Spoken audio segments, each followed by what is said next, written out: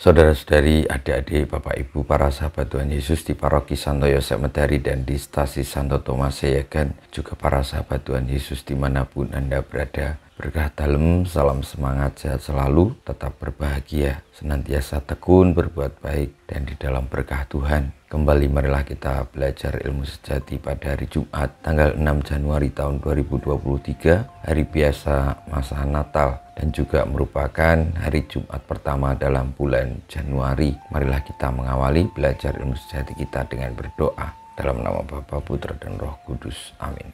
Allah Bapa sumber cahaya ilahi, kami bersyukur karena kesaksian tentang anak Allah yang menjadi terang bagi hidup kami. Terangilah hati umat-Mu dengan cahayamu, dengan pengantaran Kristus Putramu Tuhan kami, yang bersama dengan Dikau dalam persatuan Roh Kudus, hidup dan berkuasa, Allah sepanjang segala masa. Amin.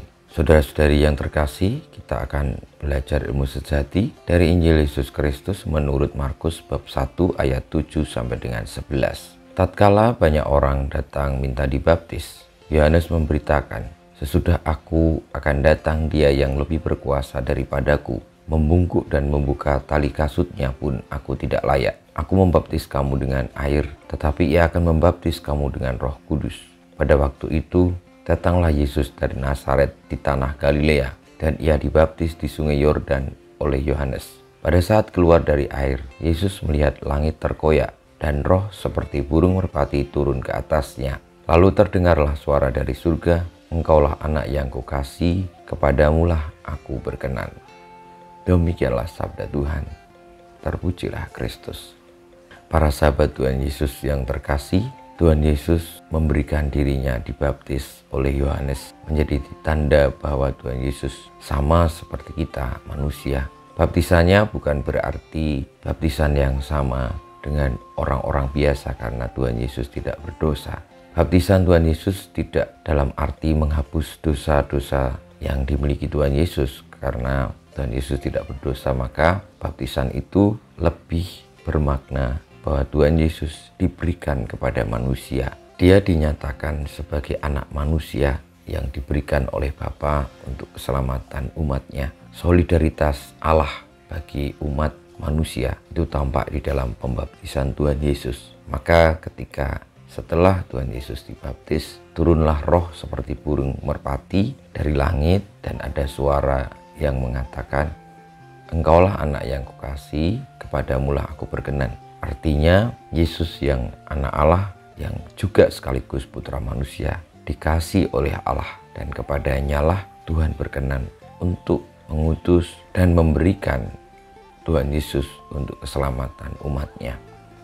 Saudara-saudari yang terkasih, marilah kita juga menghayati pembaptisan kita yang lebih berarti pengangkatan diri kita sebagai anak Allah, yang tadinya kita tidak bisa diselamatkan karena dosa-dosa kita, tetapi oleh karena kedatangan Kristus yang akhirnya ketika kita percaya kepadanya lalu ditandai dengan baptisan, artinya kita diangkat sebagai putra-putri Tuhan dan memperoleh jaminan keselamatan itu.